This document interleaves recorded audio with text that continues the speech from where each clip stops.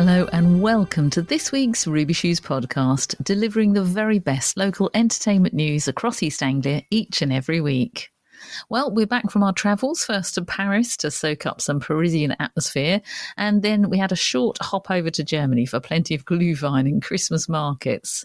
Now that we're back on terra firma again, we have been talking to the lead singer of the hugely popular swing and rockabilly band, the Jive Aces, ahead of their performance this weekend in Suffolk.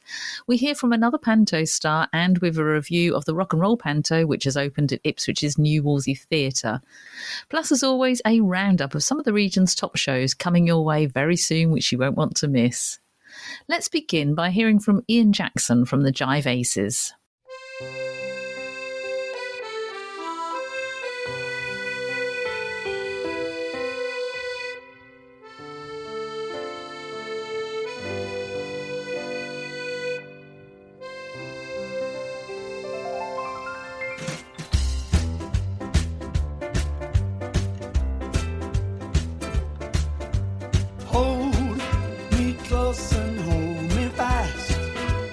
Magic spell you cast, it is la vie en rose.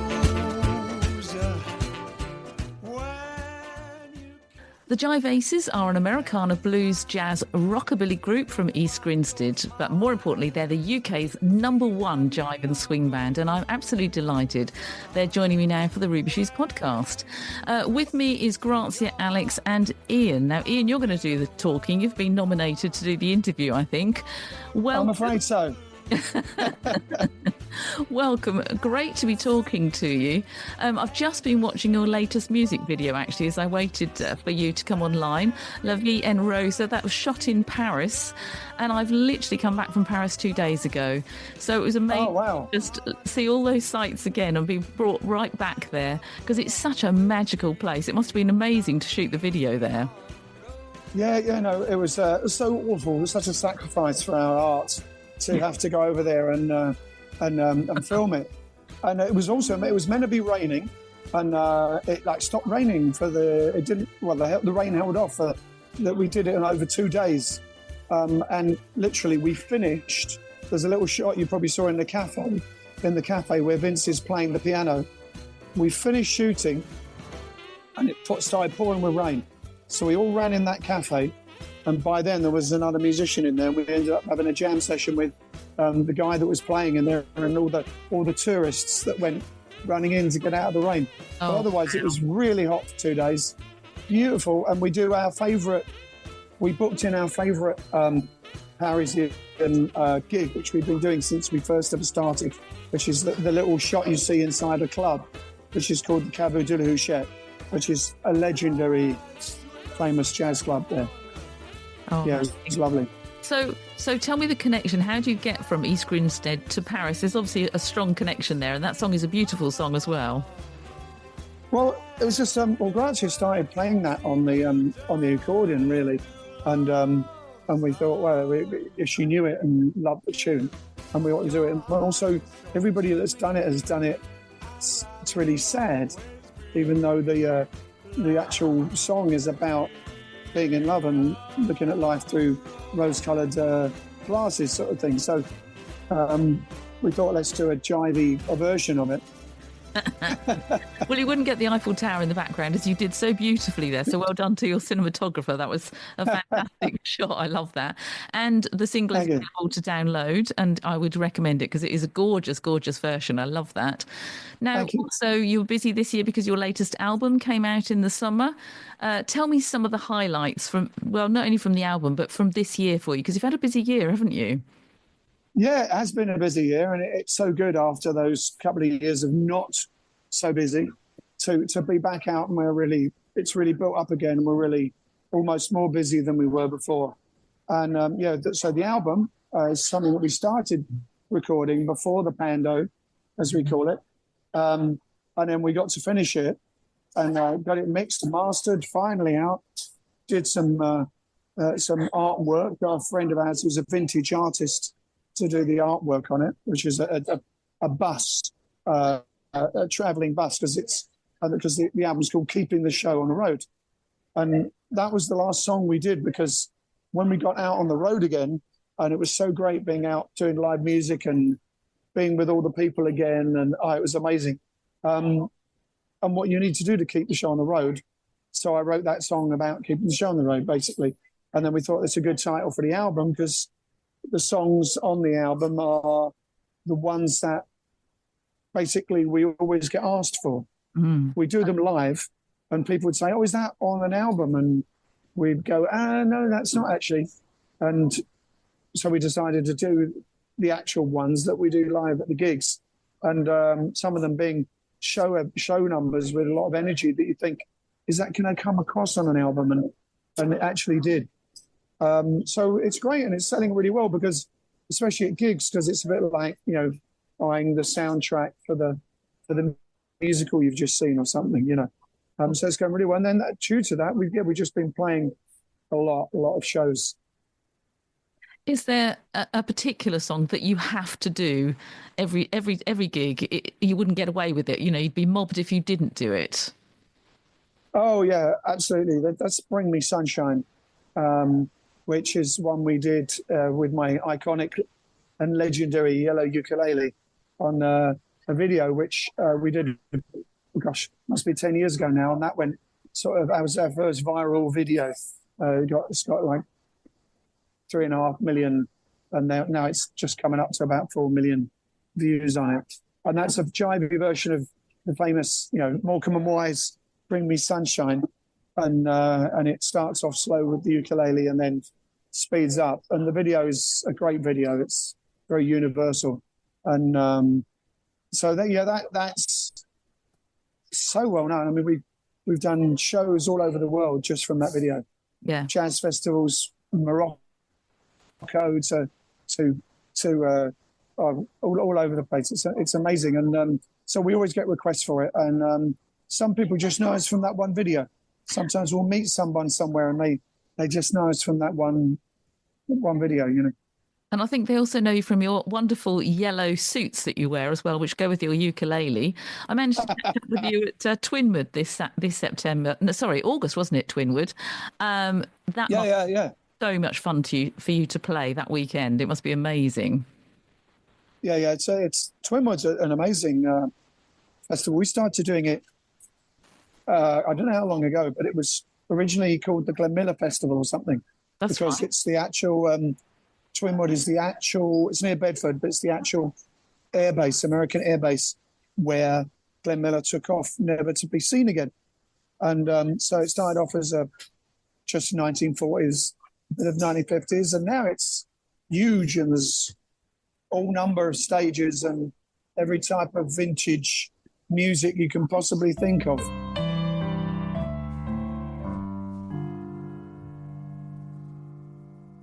When Christmas started early, it used to bother me. I always thought November was too early for the tree. But now I feel the spirit, the feeling of esprit. It may be not quite Christmas, but Christmas brought you here to me. Now, we talked about one of your singles. I must mention another one, of course, especially this time of year. It's called It's Not Quite Christmas. That's also available to download. That leads us nicely into your performance here in Suffolk, which is Sunday, the 8th of December at 7:30pm at the Spa Pavilion in Felixstowe. And you're going to be with the Three Chordettes. Tell us a bit more about that. Yeah, well, it's basically... The Not Quite Christmas show is something we started 2 years ago. We did a show in the West End of London at the Aldwych Theatre, and it was fantastic. And we had a load of guests. We said, let's do a thing. It's not quite Christmas, so we'll call it Not Quite Christmas Show. And we'll get all these guests, and we had a lot of guests. It was great fun. And then what happened is I wrote a song, some lyrics, and we never actually used it, called Not Quite Christmas. And then a couple of weeks ago, we thought, well, we've got all these, now we've done the theatre tour this year, and we're calling it Not Quite Christmas, and we thought we should have some guests. So we have the Three Chordettes at the one in Felixstowe, who are a lovely trio of girls who do all vintage Andrew Sisters type. And with Vince, who's the piano player, we worked out some chords and a tune. And then we said, let's just do a video. So Alex, who's over all that sort of video stuff, we found a place to do a video by a fireplace. And we just recorded it live. So what we've done is we've made it as a free download from our website at jiveaces.com. And then that goes sort of heralds our tour as it comes around, which is the Not Quite Christmas show, which is us in our red suits for Christmas, not yellow, and the free cordettes and all sorts of, you never know what else might happen. We had a cut somewhere else, we've got some other people turning up, so you never know. It's not quite Christmas, but his spirit I have found.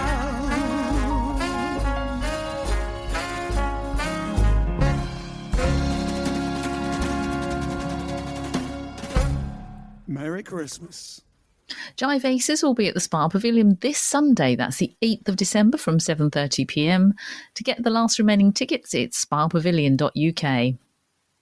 Now for our Panto star of this episode, Jack and the Beanstalk is being put on by Enchanted Entertainment at the Ipswich Regent Theatre. The hero Jack is being played by Peter Lavery. So we're here at the Regent and we're backstage and we're with Peter Lavery. And Peter, you get the job of being the hero of the Panto, don't you? Yes. You're going to be Jack in Jack and the Beanstalk. So tell us, first of all, tell us a bit about you. Tell us where Peter has come from. What's your potted history? Gosh, so I grew up in a village called Stubbington in Fareham, which is just like in between Southampton and Portsmouth, so right on the coast. I've always wanted to do drama, everything like that. So I was lucky enough to get into drama school when I was 18. I went to Mount View Academy of Theatre Arts for 3 years, and I just graduated last year in 2023. I've actually just finished my first professional contract, which was Becoming Nancy up at the Birmingham Rep, which was working with Jerry Mitchell, who's like an incredible director, 3-time Tony Award winner. So that was fantastic. And yeah, this is my first pantomime, so I'm really excited to be playing Jack and the Beanstalk and just having a silly old Christmas, really. So is this your first time in Ipswich as well? It is. I think talking to the cast, it seems like it's a lot of our first time in Ipswich. I didn't quite realise how far it is away from home, but from what I've seen, it's lovely and it's quite nice because it's also quite coastal, which is familiar to me. You're looking fantastic as Jack. You're dressed in a beautiful costume. You've got your breeches there, and you've got your silvery sparkly axe. Silvery sparkly axe. Your high boots, as Jack should wear. Your nice leather gilet, I think, and then you're brightly coloured in your orange and your green and your yellow stripes. We're going to see you on stage, aren't we? That's going to stand out. I hope so. And is this must be your first panto as well? Yeah, it is. I think I might have done a panto as a child. Can't really remember. My mum did push me to do a lot of things. So I think maybe I did a panto when I was younger, but this is my first professional, and this is actually my first leading man titular character role, so it's all exciting. I'm just excited to sort of park and bark, get to sing a few songs on stage, have some fun. It should be good.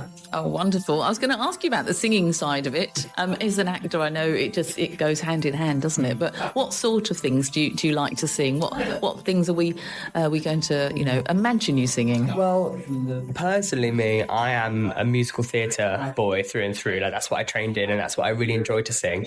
But I think because with Panto, it's more popular songs and stuff, so I think it's going to be a few more pop numbers. Yeah. I don't know if I'm allowed to say what songs I'm singing. Probably not. Let's not go there, just in case, in copyright and that sort of thing. But we're definitely going to play popular songs, aren't we? Yeah, I think there's some Shawn Mendes, I think a Billie Eilish, something in there, a few definitely songs people will be familiar with, and it'll be fun to try that style, have a go, and just try something new. Yeah.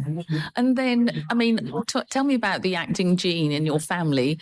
Are you the first actor in the family, or do you come from a long line of people who act? I'm definitely the first actor. I do enjoy singing most. When it comes to singing, acting, dancing, singing is my strongest, I'd say. And I think that comes from my family because although they're not singers, we're very musical. Like my mum's a piano teacher and my brother is in the Marines band service. And like my cousins and stuff, everyone plays instruments in orchestras, etc. You must have the most amazing Christmases, do you? Are you all kind of like around the piano together? Oh God, my mum wishes. I frankly refuse. I can't do it. She tries to like put me up to entertainment. And if I do it for a career, I can't do it at home. And she's not paying me for it. Very, very wise. And then final question for you, Peter. What is Christmas Day going to be for you? Because that's probably the only day you're going to get off. Yes. So what will you be doing? I'm currently, at the minute, trying to convince my parents to see the Christmas Eve show so that they can drive me home in time for Christmas Day. Exactly. Otherwise, it's a bit of a faff with trains and then Boxing Day show at 12 o'clock. So I'm hoping. Usually, to be fair, with my family, it's quite small. Like, we have some extended family here and there, but it's typically just like my dad, my mum, and my brother. So sometimes my best friend joins us as well. So it probably will be quite a familiar Christmas in that way, where I just hope I make it home on Christmas Eve in time for the pub, and then I get to spend a Christmas Day with my family. Probably not boozing as much because of the 12 o'clock show on Boxing Day, which would be sensible, if anything. And who's going to drive you back on Boxing Day? Because the trains are going to be a nightmare. I'm just warning you. Yeah, I know. This is what I'm currently dealing with. It's like my dad wants me to get the train on Christmas Eve, and so he can drive me on Boxing Day. But I'm saying they should just come see both. Drive both ways. Come on, your parents. I know. I should just learn to drive. But living in London, there's no need. Yeah. So it's all fun. I'm excited. It should be a lovely day. Last week, we were invited along to see the opening of this year's Rock and Roll Panto at the New Wolsey Theatre. Sleeping Beauty, written by Vicky Stone and directed by Douglas Rintoul. This year's Panto stars a fresh young cast who've poured their hearts and souls into this year's show. The story sweeps you away on a whirlwind adventure with the fearless Princess Aurora and her cheeky companion Milo the Dragon. You can join them as they embark on a time-bending quest to prove that true love conquers all. The Milo the Dragon is a very lovable dragon, and it's played by Laura Gomez-Grazia. Princess Aurora is played by Maya Falls-Scott, and there's a Panto Dame, Rosie, played by Craig Anderson. And she has a wicked sister called Thornica, skillfully played by Max Gallagher. And they're also fantastic musicians and singers too. It's packed with great music, there's plenty of slapstick fun for all ages, and the usual risque remarks for the grown-ups to enjoy. There's also other cast members who play the king and queen, and not one but 3 different princes. It's a night not to be missed, and I'm sure you won't be disappointed. On the night that we attended, the cast got a well-deserved standing ovation. Sleeping Beauty runs until Saturday the 18th of January. For your family's tickets, go to wolseytheatre.co.uk. Next week on the Ruby Shoes podcast, we hear from 2 more Panto stars, and we'll be reviewing this time Aladdin, which is now running at the Theatre Royal in Bury St Edmunds. In the meantime, here's some more great shows you just might want to check out. What's on across Suffolk with Stephanie McIntyre. Sponsored by Ruby Shoes Podcast, your weekly entertainment news podcast. Available from your smart speaker, Apple, Spotify, or you just follow Ruby Shoes Podcast on Facebook and click on the weekly podcast link to listen.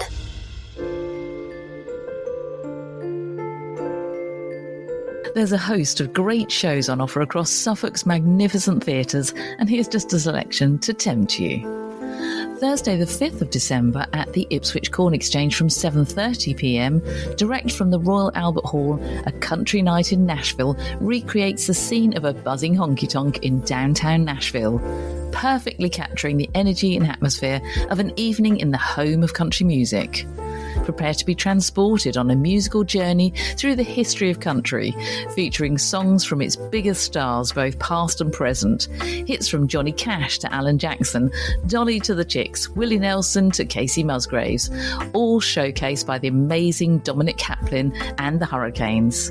With songs including Ring of Fire, Crazy, Follow Your Arrow, It's 5 O'Clock Somewhere, Need You Now, 9 to 5 and The Gambler, just to name a few. This incredible celebration of country music is a night not to be missed. For tickets, go to ipswichtheatres.co.uk. The Theatre Royal in Bury St Edmunds welcome you to the Grand Abanazar Hotel, the finest hotel in all of Arabia. Bags too heavy? Call for Aladdin, the bellboy. Clothes need a clean? Visit Washi in the laundry. Want to meet the owner? Don't. Abanazar is vile and vain and secretly longs to rule the land. If only he could find a way to make his every wish come true. Join Aladdin and his friends this Christmas as they try to defeat the hotelier from hell. Go to theatreroyal.org for more details. Christmas by Candlelight comes to the Felixstowe Spa Pavilion on Thursday the 5th of December from 8 p.m. An incredible West End cast and live band perform classic Christmas hits as you've never heard them before. It's beginning to look a lot like Christmas, so join the Spa at Felixstowe for this magical evening of best love feature hits performed live by Candlelight. Featuring classic sing-along songs such as White Christmas, Let It Snow, Santa Baby, Oh Holy Night and Winter Wonderland. This uplifting concert will be a brilliant way to celebrate a holly jolly Christmas with all your family. Go to spapavilion.uk for your tickets. Friday the 6th of December at 7:30 p.m, this time at the Key Theatre in Sudbury. That 80s Christmas rock show is the ultimate tribute to the glorious decade which taste forgot. With over 2 hours of rock anthems and power ballads celebrating such legends as Heart, Whitesnake, Kiss, Def Leppard and many, many more, all with a nostalgic backdrop of 80s film themes and TV quotes. Go to keysudbury.com to find out more. And finally, at the new Wolsey Theatre, it's their Rock and Roll Panto. Join Princess Aurora and her fiery friend Milo the Dragon on a time-warping adventure through mystical realm of Ipswich, full of secrets, spells, spindles and the unstoppable force of love. To book your tickets, go to wolseytheatre.co.uk.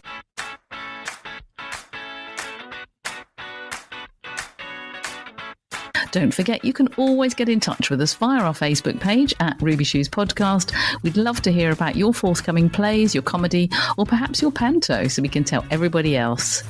And you can listen again to any of the Ruby Shoes podcasts via Apple or Spotify, or just go onto our Facebook page and click on the podcast links. You can follow us there too for all the latest entertainment news. I'm Steph McIntyre. Thanks for listening. We'll chat more about live theatre and all kinds of entertainment next week. In the meantime, check out our socials at Ruby Shoes Podcast. We're on Twitter or X, Facebook and Instagram. We'd love you to follow us there too, and have a great week.